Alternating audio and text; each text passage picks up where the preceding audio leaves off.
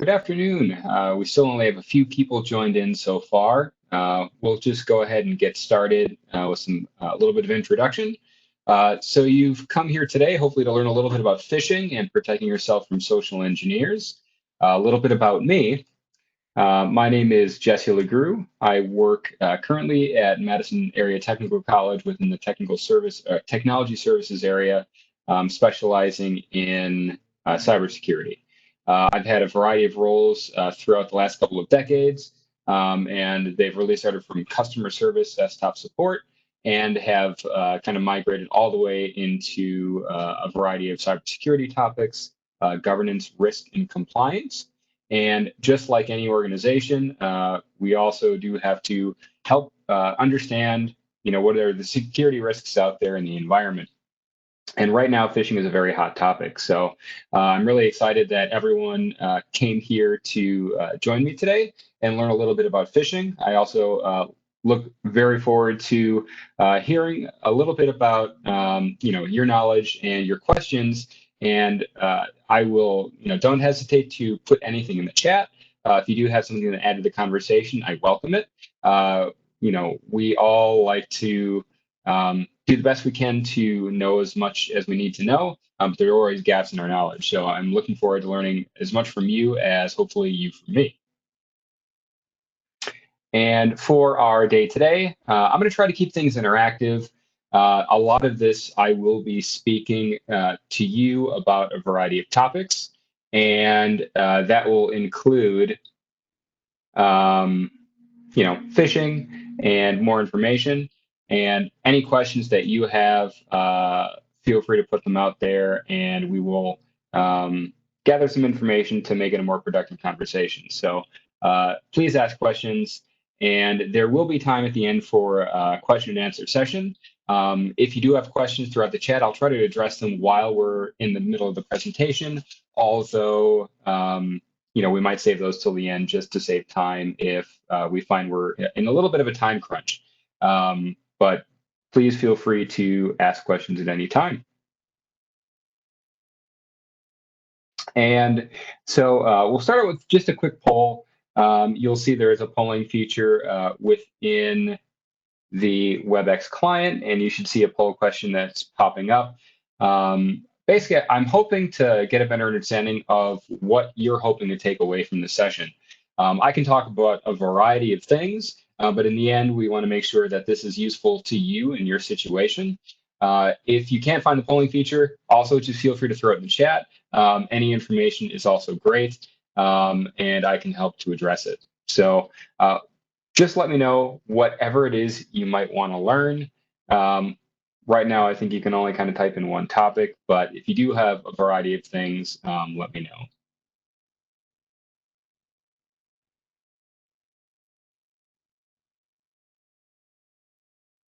And we're getting those results in.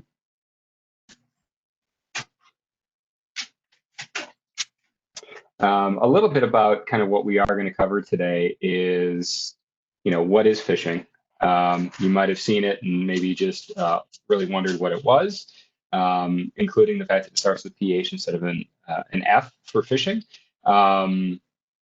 And we'll help you identify a little bit more how to identify what phishing is and how to protect yourself from it. So there's a lot in between. Phishing is a full-time job, whether it is for creatures of the sea or whether it's for phishing individuals in their organizations or individuals at home that are simply checking email.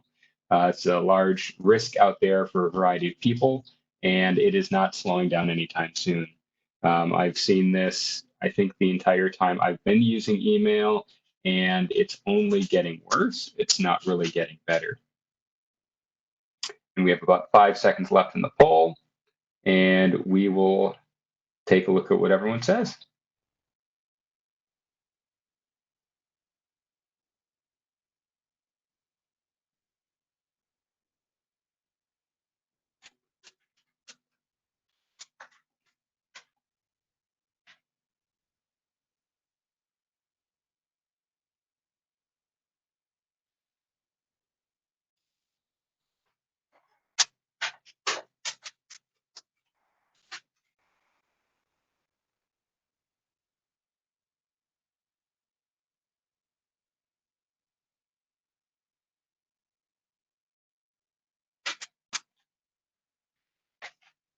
All right, looks like we're going to cover a variety of items that people are interested in. So we're going to go ahead and get started. So the first item is, phishing. Why'd you spell it that way? Didn't you spell it wrong? So phishing is something that kind of comes a really, really long time ago, something called phone phreaking. Individuals that actually used to hack telephone systems, what we like to call plain old telephone service. And it's kind of a renaming or a rebranding of that. So that PH is coming from that phone phreaking era and kind of how that spelling has changed. You'll also see this in a variety of other communications and emails or even websites and passwords, kind of what they call, it's not really leet speak, but it is kind of replacing a variety of characters with other characters. So we are talking about email phishing here. We're not talking about phishing from a river or from a lake. Email phishing is, what we're here to talk about today. And part of phishing really is part of social engineering. So social engineering is here to try and get information from you, and that could be your username and password, could be details about your personal life. It really is anything that someone on the other end of that phishing email could find useful. And we kind of have three different types of social engineering that kind of go along with phishing or that you might have heard of. And phishing is those things you see in your inbox. Please reply here. Please click on this link to get more information. But we also do have items such as smishing. You'll see that the language is very similar, but the idea here with phishing, smishing, or vishing is you are having some lure put in front of you that you're being enticed to take it, either to give information or to do something. So smishing in this case is an SMS message or a text message that you might receive on your phone that could be to click on a link. It could be to reply to a text for a giveaway. In some way, this text message or SMS message is trying to get information or data from you. Very similar to phishing, PH, it's just a different mechanism. So instead of an email, it's a text or an SMS message. Vishing, same idea, but in this case, V, if you haven't guessed, it's for voice. So voice phishing. If you do get a phone call, this is probably something that more and more individuals have been a part of in some way, shape, or form. It's a phone call that's soliciting for information. They may not actually know you, but they might be looking for information to gain access to systems data. That could be your password. It could be your computer. One common scam, for example, that's come up in the past is maybe a call from Microsoft stating that you do have an issue with your computer and they can remote in to help you resolve it for $20 or even a pop-up on your computer. So phishing is also very popular. Any of these methods you're likely to come in contact with in some way, shape, or form. And it's important to know not only that they exist, but the bad actors, as we call them, will look for any mechanism to get information or data. And we're not going to talk about dumpster diving, but it could be even looking through your trash. So this whole part of phishing, smishing, phishing is all around social engineering. And social engineering is taking advantage of you, your thoughts, and your feelings in order to get information, in order to get data. And usually it's wanting you to take some kind of action. That action could be clicking on a link. It could be plugging in a device. It could be opening a door when you're trying to get into an office building. I think most of us are very used to being polite as other individuals kind of move in and out of areas, and we might open a door for somebody. Well, if that door is access controlled, it has a lock, or it has a key card system, it can create a variety of issues when you let somebody in. So it's really trying to take your goodwill or take advantage of you in some other way to get information. And they will do it in any way that they can. The biggest thing is always be careful. Think twice before you might do something. For example, a flash drive could be dropped in a parking lot. It could be left on a desk. And many individuals might find and say, I want to know whose this is. I'd like to find out how to return it. And the entire goal that somebody might have is for you to plug in that flash drive, for you to plug in a different device, because that device might do something to your computer. So in the end, it's really all falling on our responses to certain situations to get something.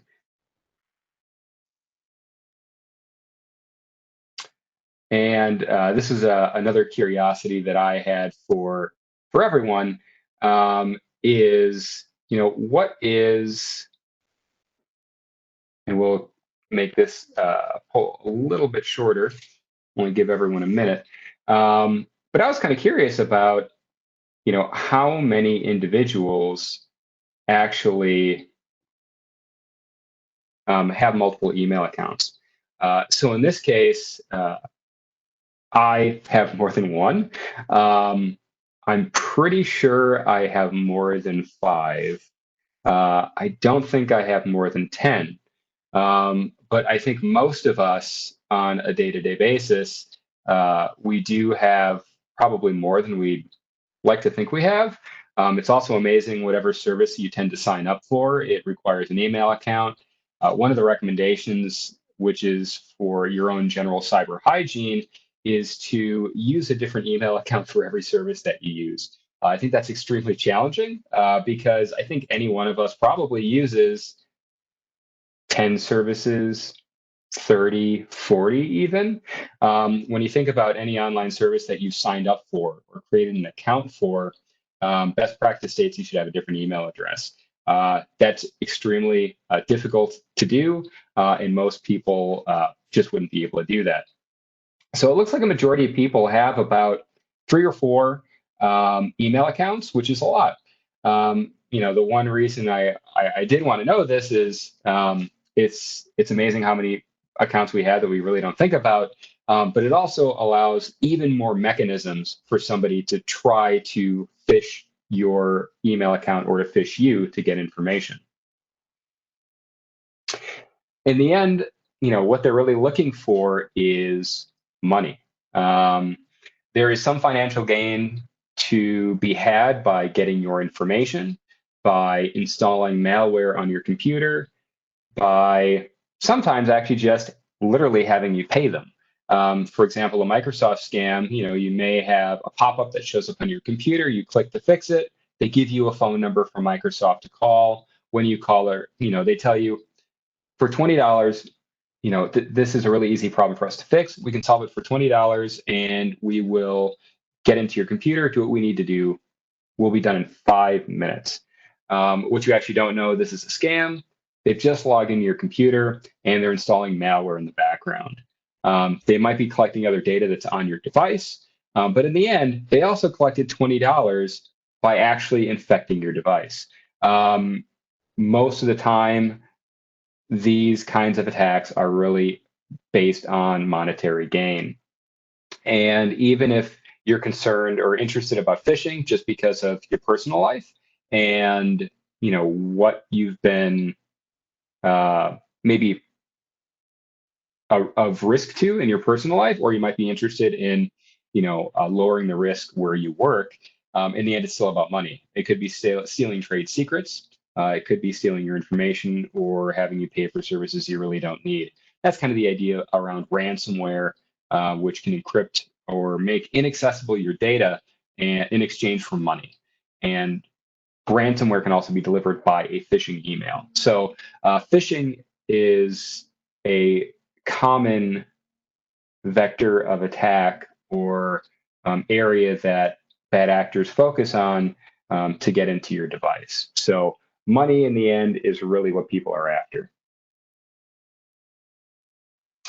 And this also kind of explains that. If you're ever interested in pulling into a lot of data, the IBM security report for 2020, the data breach report, is very interesting. More than half is financially motivated. There is hacktivism, nation state attacks, and then there could be unknown. Money is a huge portion of it. People just want to have some easy money. Sometimes this requires a little bit more work on these individuals to create these phishing attacks, but there are real risk out there. So that financial motivation is extremely compelling.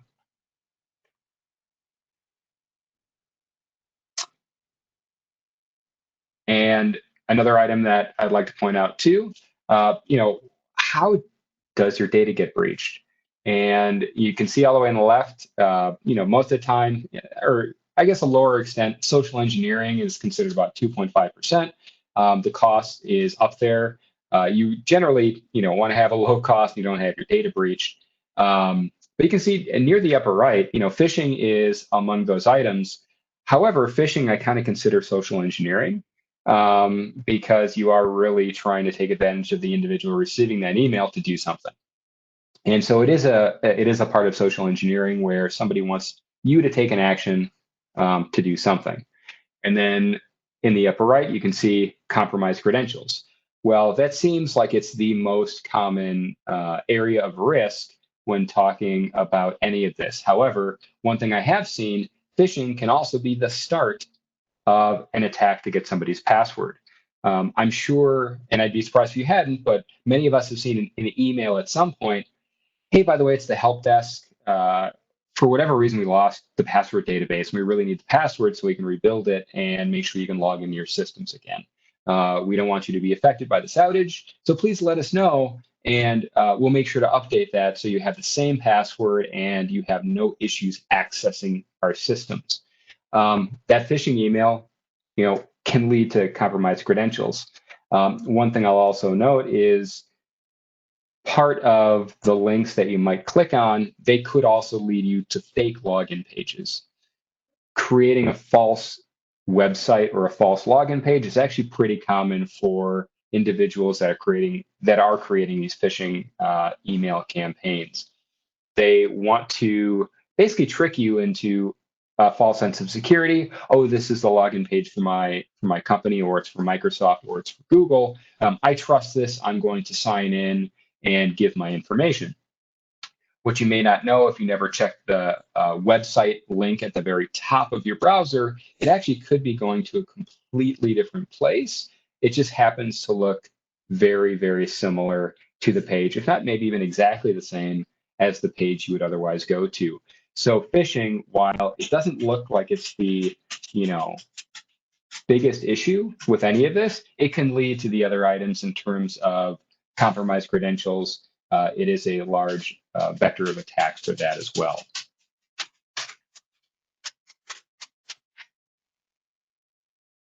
And so another question is, what is your biggest concern today? So we can take a look at a lot of challenges. The poll should be open. But what are you mainly interested in? Are you interested in securing your work email, your personal email? Might be a little bit of both. I'd be surprised if none of us used email in our personal life, although there are actually a lot of people that do and that are extremely satisfied with it. It does lower a lot of the risk that you have on a day-to-day basis. Me, with the owner of, I think, at least one work account and a variety of personal accounts, definitely is a little bit of both. The information even that we're going to talk about today really does apply to anything. If somebody's interested in money, there are multiple ways to do that working for an organization, in addition to if you're just an individual, living your day-to-day work in the world. And it looks like, most individuals are kind of curious about work emails and securing that information. But there are also some, probably about a third, that are interested in personal email as well. So definitely a little bit of both, which I kind of anticipated. And you might wonder, all right, we have these phishing emails. They're a really big risk. I'm not quite sure what to do with them. I don't even know what they look like yet because you really haven't showed me. What can I do to even protect myself? There are emails that I don't know whether I should click on it, whether I shouldn't, whether I should ignore it. What should I do? How can I protect myself and my organization? One of the first things I always would like to point out, and this is different for everyone, is help to understand what normal looks like. And when you are working in an organization, you start to learn what normal is when you work with other individuals and when you work within the confines of that organization. Every organization has its own culture. Every individual has their own way of doing things. So one of the examples that I like is, you may have an individual, they commonly have misspelled words in their emails or in their communications. It's really difficult to understand. And that's just, kind of how they communicate. Maybe it's short. One day you get a nice lengthy email that is extremely articulate, perfect grammar, perfect spelling, salutations that otherwise wouldn't be there. The idea behind it is to understand what normal looks like. And in this case, that's not normal. The more you can understand what is common and normal, the better you can help to protect yourself against phishing emails. I would always ask that if you do get an email that is from somebody you know, or maybe even somebody you don't know, would be if something does look a little unusual, ask them. Did they send you that email? Was this about something that you really needed to respond to? I would also recommend don't reach out to them via email.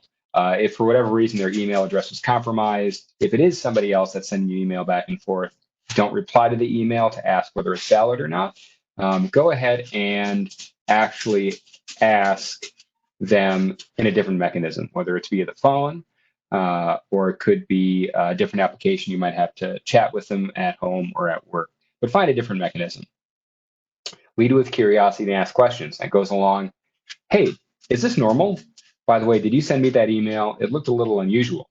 Since a lot of people are interested about work, if you do have local IT staff, for some of that is key family members that we all have, ask them for input, ask them to give you some more information, and see if you can get some help on it. Is this something that you should be worried about, and should you be doing something? We do have a lot of phishing emails and spam emails that do come through our email systems every day. And it can be really challenging sometimes to understand whether it's valid or not. I always recommend send it to us, let us look at it. If it's valid, we'll let you know. And we're happy to do that. If it's invalid, if it's a bad email that you shouldn't get and it is malicious, one, we can help to make sure that you didn't click on anything. In addition, we can help to fix that for other individuals. So if you receive a phishing email, it's very likely many other individuals have received that same phishing email. It does happen. People do click on it. I've been one of those people. It's completely okay. But ask for help when you do click on it and you have that little bit of regret. I don't know if I should have done that. Asking sooner rather than later will definitely help out, and your IT staff will be there for that assistance. And work on spotting those signs of an unusual email. It can take practice. It takes all of these pieces, understanding who you're communicating with, your organization, and really, maybe what might be the threat of that day, that week, that month. It is the season of voting, and there are a lot of political campaigns going on today. There could be a variety of phishing emails that are generated specifically around that framework. People are anticipating to be seeing those emails and reacting in a certain way. That can be a very common mechanism for individuals to take advantage of. Same thing for holiday shopping, tax season, or anything else. The individuals crafting these phishing emails are very good at knowing what we're doing at any given time and using that information.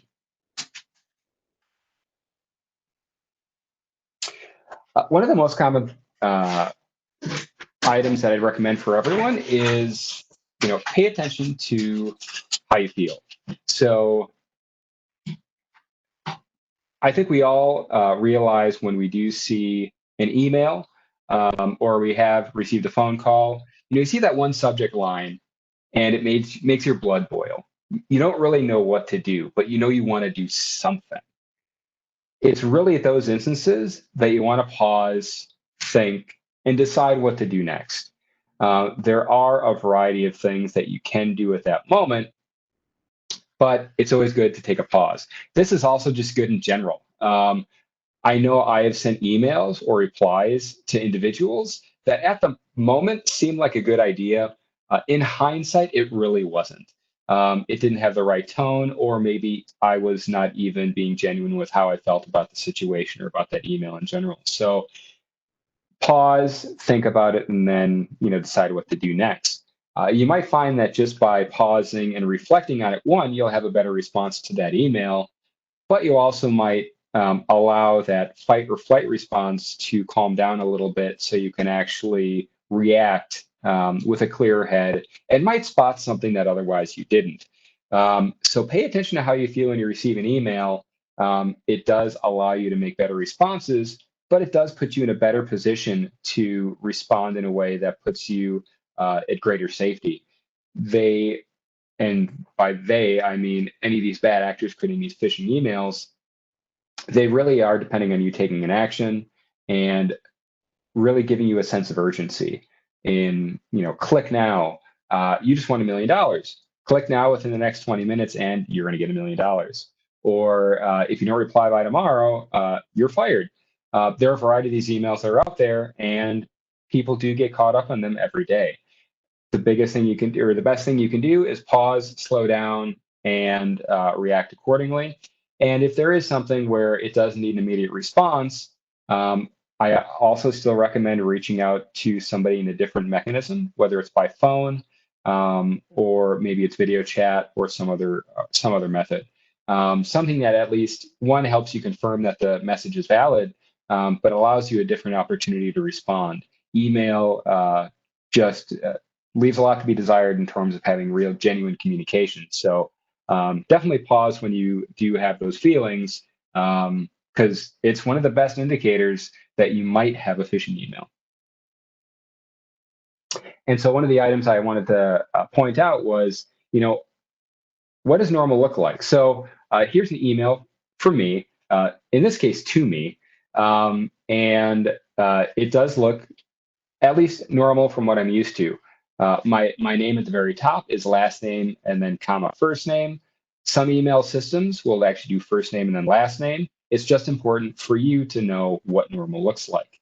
I tend to like to have a subject line that also, if there is action required, to have it in there. And you can see towards the body of my email, I have a standard signature, and I usually have a salutation. And in this case, it's pretty brief.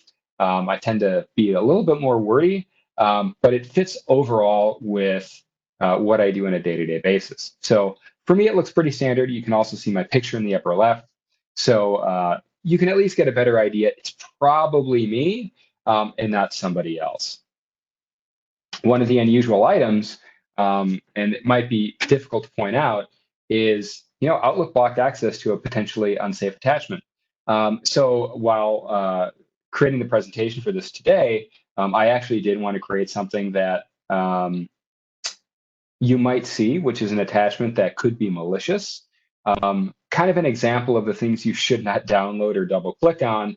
Luckily, a variety of email systems these days are fine-tuned to block those attachments, so you don't even have the opportunity of clicking on them. If I were to look at this email, this would be one of those red flags, one of, this shouldn't be here. Why is there an unsafe attachment? But if you do see the file name, it says presentation.vbs. That .vbs is bad. It's a program which could have malware or something else. For this email, it didn't happen to have anything bad, but it's definitely not something that someone should be sending you over an email. I would even say if you're in the IT field. There are other ways to share that type of information, and email is not one of those mechanisms. So when you do see emails, look for things that seem a little bit out of place. Outlook in this case did have the nice little eye for information. It doesn't really stand out to say, hey, you should really be paying attention to me. It does blend into the email very well. So slowly reading through the email can be extremely useful. And This basically is just pointing out the various items that I kind of pointed out before. These are all these are all very normal for emails that are coming from me or that are in at least our organization. And every email system is a little bit different and there's a lot of customizations, but it is very similar for emails for me. You will notice on the right-hand side, there's that little red, kind of looks like a medal or a certificate. It's a digital certificate that actually proves I am who I say I am. The proof can always be challenging because somebody else has to prove you are who you are. And if somebody else is lying, they could put you at risk. But if you do see those digital signatures, you can actually click on them and it'll give you additional information. So it's normal for me. It's probably not very normal for most people. But if somebody is receiving an email from me that doesn't have it, there's at least a little bit higher likelihood if it's coming from my work email account, it's not for me.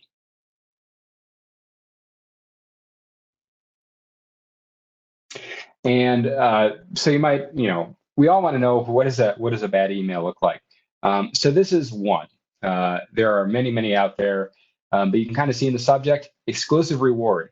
We all like the idea of a reward. We like the idea of a prize. We like the idea of getting something. It's inviting. I think all of us want something, and a lot of these phishing emails are trying to get you to feel like you are going to get something if you do something. And so you see this exclusive reward. What's my initial reaction? I would love a reward. How can I get that? Well, there's a nice little link that they happen to have right at the bottom. We have a surprise for Walmart shoppers. Well, if you happen to not be a Walmart shopper, maybe it's not something you'd be as interested in, or it might be fake. Maybe you are a regular Walmart shopper, which I think it's going to be very difficult to find anyone that hasn't shopped at Walmart at some time. So it casts a very wide net in terms of who's out there. And then you'll see I kind of hovered over the link so you can actually see the URL. It's not a good place to go to. I highly recommend don't going to it. But it is one of the tools that everyone does have when they are looking at emails. If you hover your mouse cursor over those links, it will tell you where it's going. If it was going to walmart.com, I might be more interested in clicking because it appears more valid. This domain, kutt.it, is not one that looks familiar. Even the path, the ABJJP0, once again seems very random. I don't know what it is. I don't want to trust it. I'm not going to click on it. But it gives you some additional data to make that decision. Also looking, it's coming from certified mail. I don't know who certified mail is. I don't know what qz.com is. Hi@qz.com. It's very generic. I don't know what it is. I don't know what qz.com is. If you're not expecting an email, generally, it's something you can probably safely ignore. That's the one item that with just email in general is always a good thing to remember. If somebody really wants something from you, they will email you again. They will call you, or they will find another way to contact you. If it is a phishing email, generally, it's just going to sit there. There are going to be no repercussions, and they're not going to ask you again. So there's usually less of a risk of ignoring a valid email than there is of clicking on a malicious email. Everyone's different. Every situation is different. But that's also one of the recommendations I have.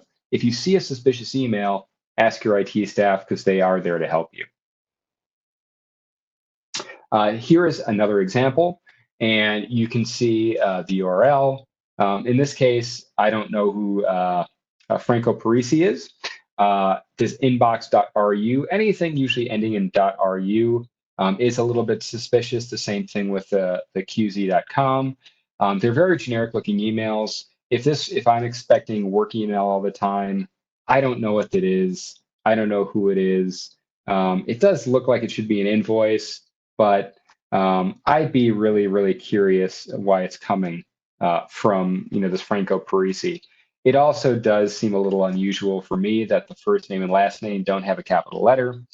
It also is interesting that inbox.ru, which is that domain on the very top right-hand side, is different than that download link at the very bottom. So ask.sodtdesigns.com.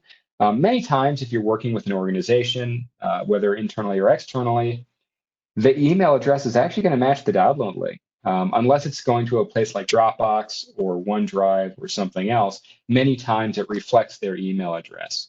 A complicated item is many phishing emails do use Dropbox links. They do use OneDrive links that, while you feel Dropbox is safe, they're going to use that to their advantage because you might actually download the email. Dropbox can help to filter some of that out, but generally it doesn't. And that's why, Dropbox and other links can be a concern, not because Dropbox is insecure, but because it's a valid service that can be used for really, really bad malicious means.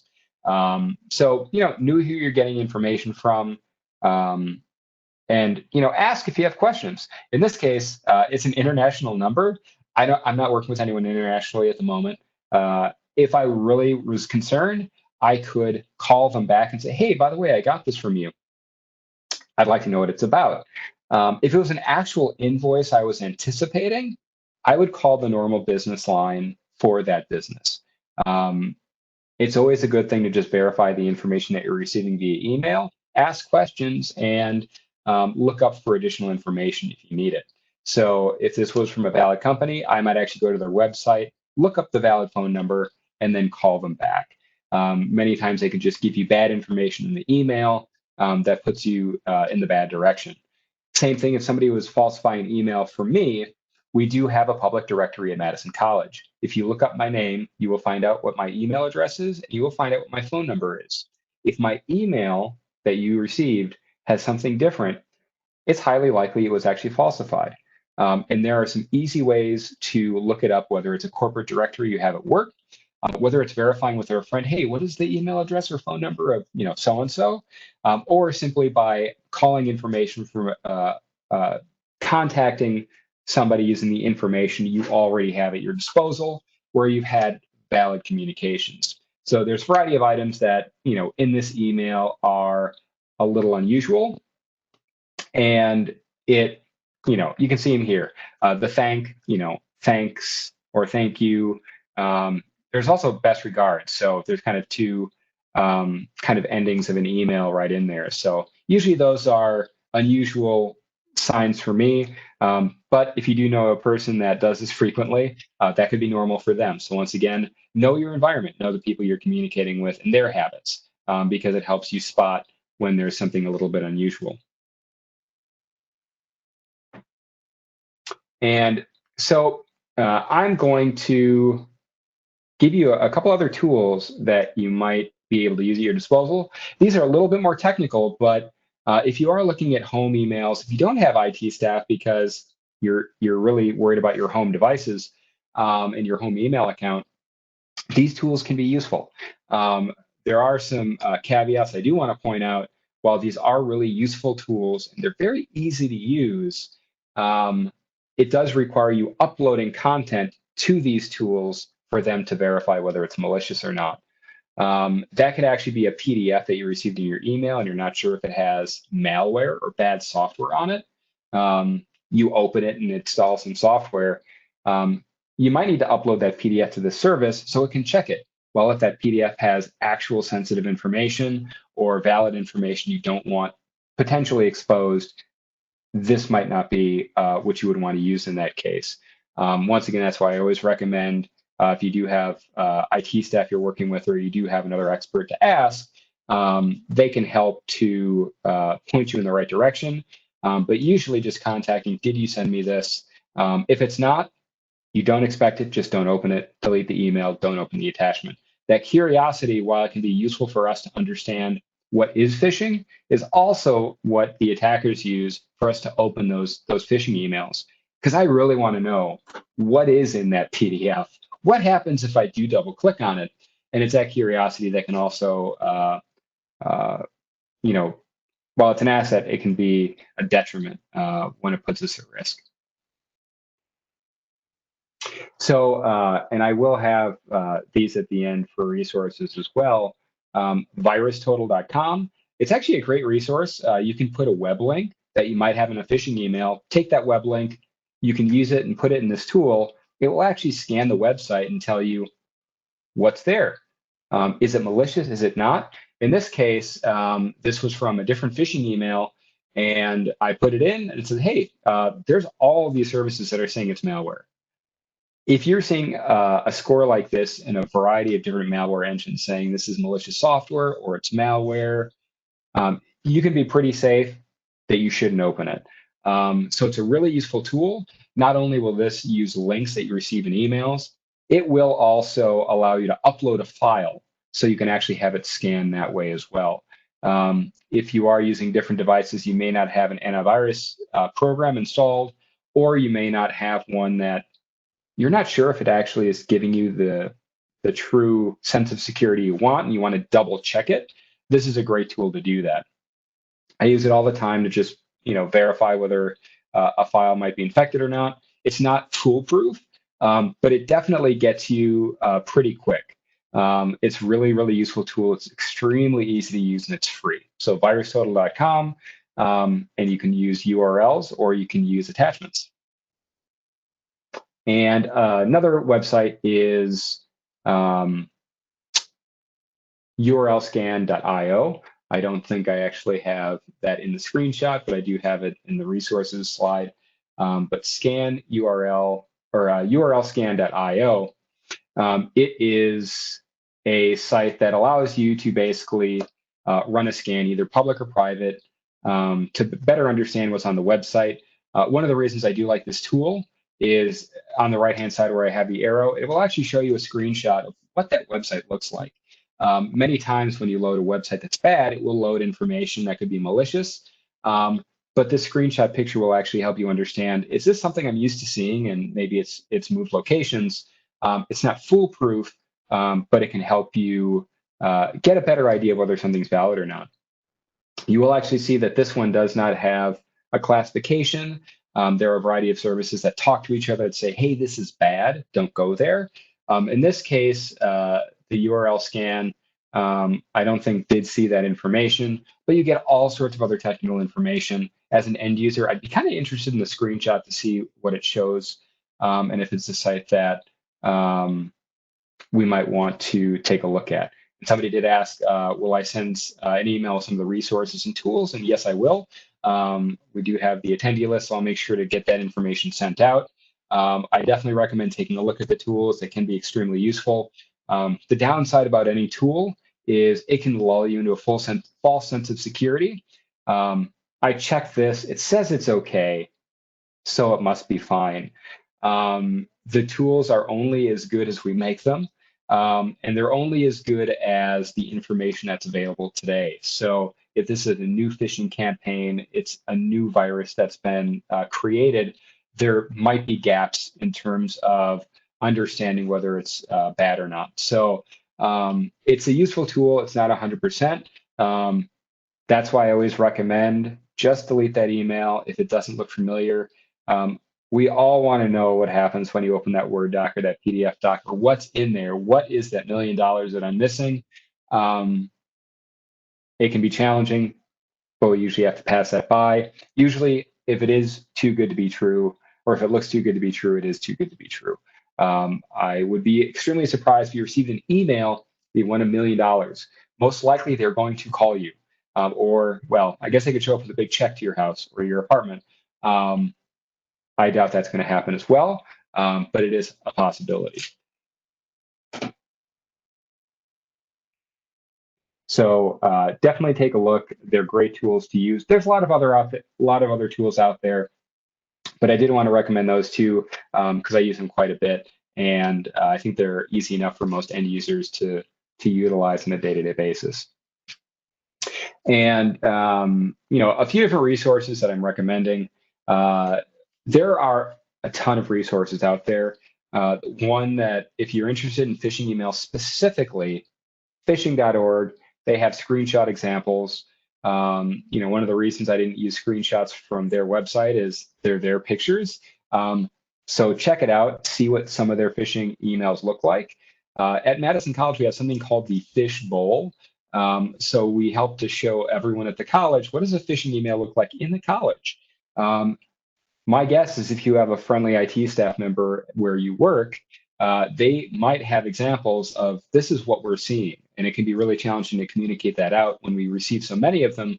But you might actually be able to get really good examples of what you're seeing in your institution, your company. And, as I said, know what normal looks like. What looks normal for a higher ed institution is going to look different than it is for a bank, than for a retail outlet. So knowing your organization and what your business does change the kind of phishing emails that you're going to receive from at least a company email. So definitely know what those look like. These bad actors that are trying to send out these phishing emails, they are also aware of that, and they will do research and they will craft emails specifically for your organization. They will try to be leadership within your institution and try to get information from you or have you purchase gift cards or, and the list goes on and on. They're trying to make you do something that's going to benefit them. So phishing.org is a great site. Ponemon Institute, they just have a lot of great data. So if you happen to work in IT or you're interested just in data breaches and are interested in facts and figures, they have a lot of great information. The Ponemon Institute, check out their website. Federal Trade Commission, always good because they like to keep people up to date on fraud and theft, but you can also help to report any issues to the FTC as well. So, they do have information about phishing scams. KnowBe4, another great resource for phishing. If you know IT staff, you can actually use some of these for what they call internal phishing campaigns. They might be doing this at your work. They might not be. But one way to help train individuals at what phishing emails look like and to help change behavior, you might actually have a phishing email generated internally just to help people understand what that looks like. And then the two other links at the bottom are the URLscan and VirusTotal, URLscan.io and VirusTotal.com. That there is always a risk if you upload data to their site, they have to take that data and do something with it to give you the information that you're looking for. So always be conscious of that. So if there are any issues, you don't want to upload data that's sensitive or that is important to you or important to the company that you work for. So just keep that in mind. And so I talked a lot over the last 15 minutes about phishing and a variety of things that can kind of put you at risk.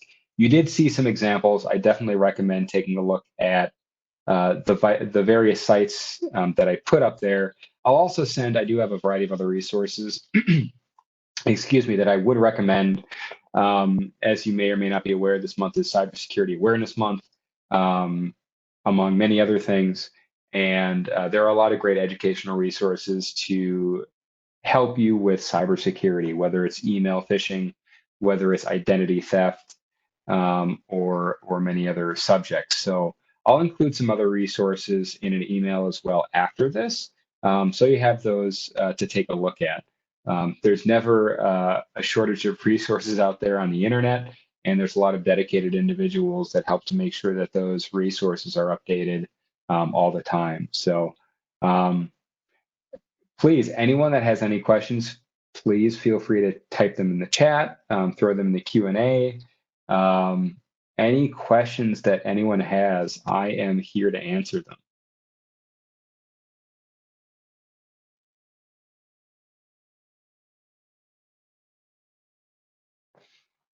And maybe while I am trying to wait here for a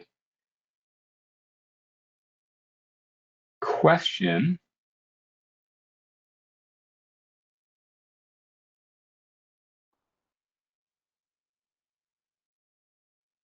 We can take a look at some other resources.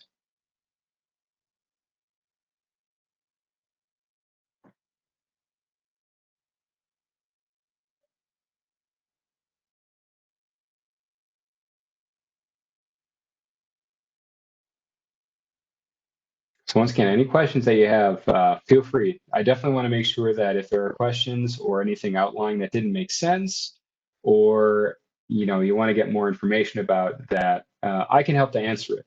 Yeah, it is helpful and a bit scary. There's the the entire risk out there with phishing emails is, you know, it's a challenge. There's a lot to know, um, but in the end, one of the biggest benefits for you know it can be kind of a simple problem. So phishing emails really leverage you and your reactions.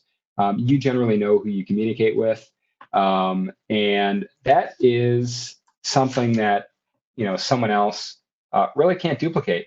So you always have the option to ask somebody to see if it was a valid email, or to understand whether it's something that you should be anticipating. That's something that in many cases the bad actors don't have. And it really is up to, I mean, all of us to an extent to help, make sure we're at least better aware of the risks that are out there, so that we can, make a different reaction, ask better questions, and kind of embrace that unknown, because there are a lot of unknowns out there, and it is definitely very tricky. So, and there was a question about forwarding emails to the help desk. I did not demo that. If you do, and I do see you do work at Madison College, so I'll make sure you do get that. One thing that's very important, if you do have IT staff locally at your institution, make sure you know how to report phishing emails or spam emails, because that can help to mitigate the risk for other people who might have received the same email. So just know how you do it internally, ask your IT staff, and get more information there. Sometimes just hitting the junk email or spam button is enough. At Madison College, we have a help desk, and we have a specific way to get those emails to the right place. Most times you can just forward those emails. The challenge with forwarding any email is it usually puts the person on the other end of that forward. They want to open it up and they want to start clicking on things. So if you do think you did get a phishing email, report it to IT staff. So forwarding it to IT in terms of like, this might not be safe, I'm not sure, is a good idea. Forwarding it to somebody else where they may open and click on things they might not want to, I would recommend maybe not doing that. Ask IT first, or even call them and they can do a screen sharing session. There's a variety of methods there, but know what your internal protocol is at the location that you work. So one of the great resources that's out there, staysafeonline.org, should be very easy to remember. We all want to stay safe online. And it has a lot of great information about general privacy, data security, email phishing, basically anything you can think about that you should be concerned on when using any kind of technology. They actually have it at this website. This is one of many that are out there. If you're a higher ed institution, EDUCAUSE is another great resource. SANS is an organization that has a variety of technical information as well. But Stay Safe Online has resources for pretty much everyone, including children. So if you're actually interested in securing the tools that your children are using, or what they might need to be concerned about, they have great resources there. Not only so you can help your children, but also so your children can help themselves. So there's very accessible resources for children to actually learn more about their own digital privacy and what they're doing on a day-to-day basis. So I do just like the idea that we have a variety of tools out there where people can learn and explore a variety of the different risks. Are there any other questions out there?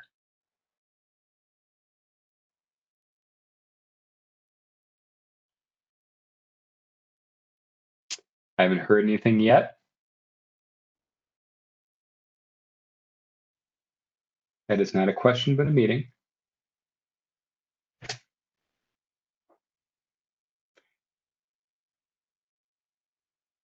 Well, So one thing I will do, I do want to thank everyone for being able to join me this afternoon.